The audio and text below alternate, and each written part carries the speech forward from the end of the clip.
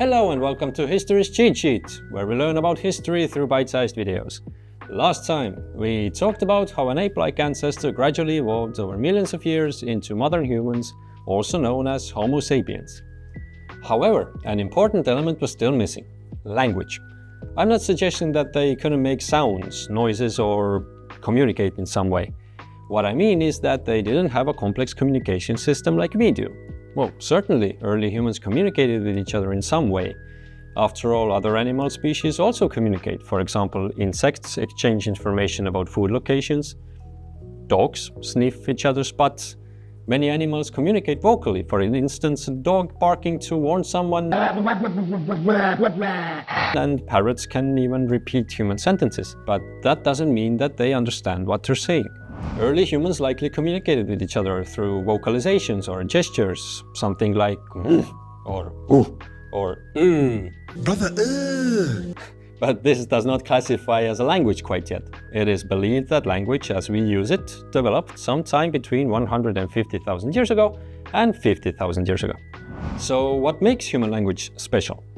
Our language is much more flexible than that of any other animal species. It's not just made up of sounds, but also words and sentences. We can put together an infinite number of different sentences from words and therefore talk about many topics. For example, a dog might be able to warn us about a lurking wolf, but it cannot convey that it has heard wolves howling north of the camp for the past 3 nights and that it has been looking for a new place on the other side of the river to avoid them. Dog language simply doesn't allow for discussing such complex matters. When they hear our languages, they're like, what the heck? How can you do that? How exactly did this complex language help us? We can agree that a human is not a physically very big and powerful animal. And no, Dwayne "The Rock" Johnson does not count. For example, a lion can easily kill and eat a human. That fight would be over before it even begins. But still, humans are the so-called rulers of the world and nature. We basically do what we want with other animal species. Mind you, it's not always pretty what we do, and we could do better, but what's clear is that we can do what we want with them. And we became the rulers of nature largely because of language. Language allowed us to work together much more efficiently. A single person is helpless, but many people acting together is a powerful force. And what did this acting together mean? First of all, language allowed us to make precise plans. For example, during hunting. It's enabled us to hunt animals much larger and stronger than ourselves. Well, I don't know, an elephant or a bear or a lion, for instance. People agreed that, okay, you go there and you go there and I will go here, and we can then count to 3 and then throw our spears at it at the same time. Great success. Secondly, language allowed us to impart and teach skills. It is certainly possible to learn how to make bows and arrows by simply watching and trying to copy what the other person did, but it is even better if it's possible to explain with words. Okay, hey, look, do this and not that, use this material because it makes the bow even better, and so on. In this way, human tools and technology became even better and better over time. Thirdly, language also allowed strangers to better understand each other, not only to make plans with your relatives and friends or to teach them skills, but also to interact with complete strangers, such as traders from a foreign land that you've never met. By the way, it's not that simple. Trading with strangers requires trust and the establishment of rules and agreements that everyone understands and agrees to follow. And this is again something that we can do thanks to language. We can negotiate and agree with each other.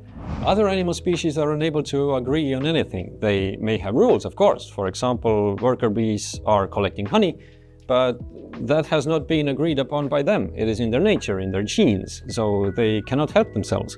But people, however, are able to come up with these rules themselves and agree on them. For example, when the traffic light is red, everyone knows not to cross the road. But agreements and language are related to another ability, the unique and important ability to imagine things. Imagination. Agreements don't really exist anywhere. They are not tangible. They exist only in our imaginations, in the understanding that other people are likely to follow these conventions because we made them so. Other living beings cannot imagine things. huh? They only know what they see, hear, or smell. Well, let's provide an example too. We can tell a fairy tale about how a cat puts on some nice boots and then goes to the king and offers him some hunted prey and then send greetings from his master. And the king finds nothing abnormal in the fact that there is a talking cat in front of him with boots on. Other animals would be like, human, are you drunk again? But we know it's just a fairy tale. Imagination was an extremely useful skill for humans because it meant that it was possible to think ahead. For example, let's say that you're on a hike and you're at the spring with a lot of water, but the whole next day you have to move through a desert where there is no water at all. If you have no imagination, you will quench your thirst at the spring and then happily head into the desert only to suddenly discover, oh no, there's no water here. Help, I'm dying, ah. But if you have imagination, you can already think near the spring. Okay, there is no water in the desert. That means I might get thirsty, so I can prepare for that and bring water with me. In other words, we cooperated and thought ahead, and thus it was possible to hunt animals no matter their size.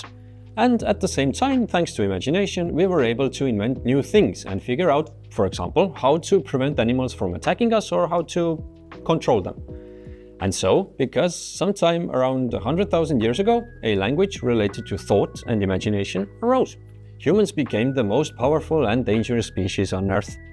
And so on that note, we wrap up today's video. Since we talk about imagination, next up on the timeline is the development of thought.